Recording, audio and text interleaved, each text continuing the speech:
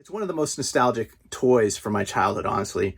And it was fun getting it again this month with the box and the instructions and the stickers. I know, I'm a sucker for the vintage Star Wars stuff. I am your father.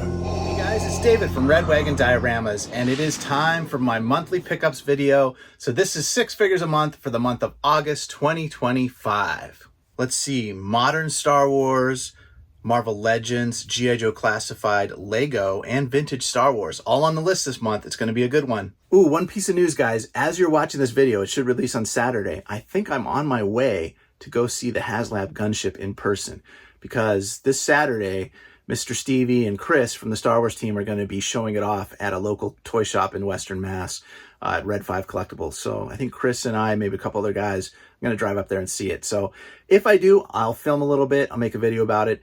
It should be a fun time regardless. All right, guys, let's get into it. All right, number 6 this month is going to be a Lego Star Wars set. Every once in a while, I pick these up because I just love them. Look at this. I got the Tantive 4. This was on sale at Target this month for 50% off. I actually got it in the clearance section, so it was pretty cool. I built it up last weekend. It took me about an hour and a half or so. I find it really enjoyable sometimes to just sit down, relax, and build Lego, and it's just, I don't know, a lot of fun. You can see the ship's about, I don't know, a foot long or so. It's a pretty cool model. It's got a lot of detail for the scale. You see the front cockpit there. I like all the guns and everything. One of the cool features on the ship is that the gray peg right there is the escape pod that got launched with the R2 and 3PO. So kind of fun little feature on this ship. If you're fond of the ships of Star Wars, it's a great little set. I also have the Millennium Falcon in this series. Very cool set as well. It's well engineered. It was a fun build. Lots of cool little details, stickers, and inside here, actually, if you open this up, you get 3PO and R2 and Princess Leia in little tiny studs. So fun little set to build, and I highly recommend it if you're a fan of Star Wars or Lego. So check it out. Number 6 this month, the Tantive 4. All right, number 5 this month is a Marvel Legends figure. This was a figure that was released in 2024 in a 3-pack as an Amazon exclusive. And unfortunately, I didn't buy it then, and it's sold out, and it's been hard to get, and it's gone way up in price. And that is, of course, the 3-pack with, what is it, Dr. Doom, Norman Osborn, and Taskmaster. So I'm going to feature Taskmaster on the channel this month because my son was very excited to get this figure. He basically saved up his allowance money and did some extra chores and stuff to help buy this 3-pack from Ricari. Now, I asked my son out of the 3-pack, which one was his favorite? Which one do you think was the best figure? It was down to Dr. Doom and this guy, and Taskmaster won out. And that's mainly because of all the cool accessories he comes with and the articulation. He's on the newer body buck with the butterfly joints. He's got bow and arrow, sword, pistol, shield, all the stuff the Taskmaster needs. And honestly, it's a big upgrade from our original Taskmaster figure we've had for years.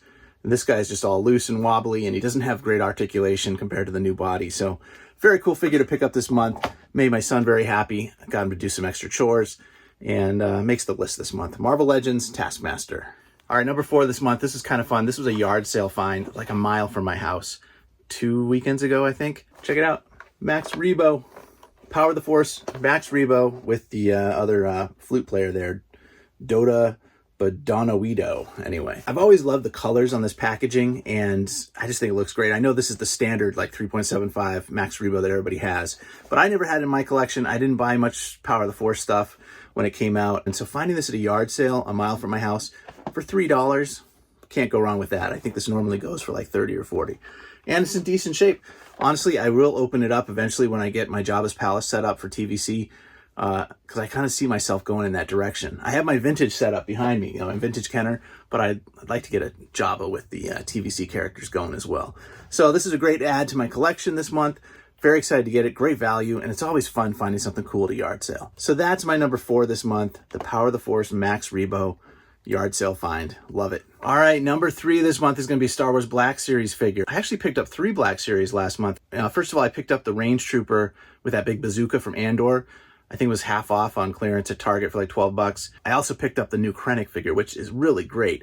I actually love this figure too. It's well done with the soft goods, but not good enough to top my favorite pickup this month for Black Series, which is the figure Marin. So this character Marin is a character from the video games, from the Jedi Fallen Order and Survivor video games, and she is a Night Witch of Dathomir, if you're not familiar with the character. She kind of helps Cal out on the mission. She's a fun, like, kind of like a sidekick character in the games. But she's super powerful, awesome fight scenes, awesome cutscenes, cool story. So I'm really glad they made her in the line. I'm very excited to put her on the shelf with my other Jedi Fallen Order and Survivor figures. She comes with this cool green, magic effect, spear, and a knife. Overall, just a great figure. Well painted, well sculpted, moves well, poses well.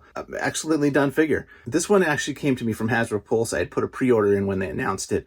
So I do pre-order Black Series figures on occasion if they're ones that I, really, really want. And this was one of them. And so she came in this month, and I'm very happy to add her to my collection. So she's number 3 this month, Marin from Star Wars Jedi Survivor. Number 2 this month is a G.I. Joe classified figure. Now, this is a surprise to me because I didn't pre-order this figure, but I was at Walmart checking out that new display of figures they put up about 2 weeks ago, and I found this guy on the pegs. This is Crystal Ball from the G.I. Joe classified line. He is a Cobra operative of sorts. I can't even remember his backstory, but he has to do with like magic and hypnotism and like dark magic and stuff like that. So he's a crazy figure. I didn't plan to purchase this guy, but I saw him on the pegs there, and I knew my buddy wanted one, so I actually bought 2. I grabbed one for my buddy, and this one I'm going to pass on to my friend Dan as well, because I don't really need to keep it in my collection, but I really wanted to check it out, and it was cool enough that, I started posing it around and everything. I decided I'm going to feature it on the video this month because I think it's a great figure, and I do recommend if you're collecting G.I. Joe or even somewhat interested in it, I think this is a good one to pick up. It's got some really cool effects.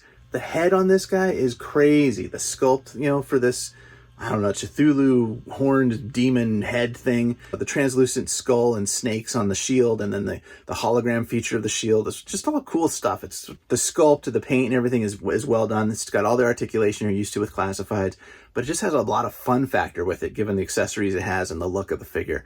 So I was really surprised with this one. I liked it a lot more than I thought I would when I opened it up. And I'm kind of sad to pass it on, but not that sad. I need to, downsize my G.I. Joes and stick with Star Wars. So I'm going to pass this on to my buddy Dan this weekend. But for now, it's on the video, and I do recommend you guys pick this up if you're collecting classified, because it is a very cool figure. So that's my number 2 this month, G.I. Joe Classified Crystal Ball. All right, number 1 this month is going to be some vintage Star Wars. You guys know I love that. I'm actually combining 2 items into one here for vintage Star Wars for the top of the list this month, because I picked up both items like within an hour of each other. The first one was at that flea market that I went to at my local collectibles shop. Same place I got that artwork from Doug Chang that I showed off last video. But anyway, I picked up a really cool vintage Kenner item there at the flea market, and then I found a yard sale of a kid, Zach. Hi, Zach, if you're watching. Who knew my channel when I came up in his driveway. That was cool. And he was selling off some old Star Wars stuff too. So let me show you what I picked up from Zach first. It's not an action figure, but it's just nostalgic. Look at this. It's a Return of the Jedi, what do they call these things? Presto Magic transfer set.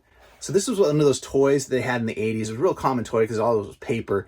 And you basically would come with a poster and then these scratch-on stickers of sorts that would, kind of rub it onto the background image, and it would transfer the image of like the Biker Scout or Chewie or the Ewoks or whatever onto the poster. And you make your own poster as a kid. So I saw this. He only wanted $3 for it. It was great. I picked it up. Inside is the poster, as well as the little pen you use for scratching everything off. Check this out. I got to open this up for you guys. Look at that. Fun times. That brings me back. Now, Zach wasn't sure who had actually completed this in the family, but he said it was probably his dad or his brother or somebody. But anyway, it's pretty cool to pick one of these up. I haven't seen this in like 40 years, so really cool when you find stuff like that. But then the best thing was that morning at the flea market at the shop, I picked up a vintage Kenner Cap 2 with the box. So the Cap 2, here he is. I put some figures in there just from I put the figures in there just like I used to do as a kid. It's actually my childhood Bosk there and my childhood Hoth Soldier. And I used to play with them in the Cap 2 because that's what was on the box. I wanted to set it up and play with it just like it showed on the box. That's the kind of kid I was. I wanted everything to look just like it did in the catalogs or the advertisements. Now, honestly, I still have my childhood Cap 2. It's right down there with my collection. But I didn't have a box, and I love collecting the old cardboard and stuff. This was being sold at the flea market by Lance, my friend's friend, and he gave me a good deal on it. And what was cool is inside, and I know the box is a little beat up, inside is the instruction booklet, as well as the used sticker sheet. So stuff like this, it just, I don't know, I really like it. That's one of the best things about collecting vintage. It just kind of brings you back to those childhood memories of going in the toy store and that sort of thing. I don't know, I just love looking at the images on here. You've got some of the other mini rigs on the other side. Some different shots of the play features. If you're not familiar with the mini rigs, these were like made up vehicles that Kenner made up to sell more toys. Basically, they weren't featured in the films, but they were supposed to be like just off screen, off camera. Like, what if there were other ships flying around? What would they have looked like? So this was, I always played with this as like a bounty hunter ship for catching guys. Had this cool claw feature on the back, spring loaded, hold the guys in there. And then of course it had suction cup feet, so you could actually stick it to like a window or a sliding glass door. And then the hook and the claw, and then the cool gun that shot around. And the canopy. I mean, it's got tons of play features for a tiny little toy. These were just so brilliantly designed, I think, by the Kenner team at the time.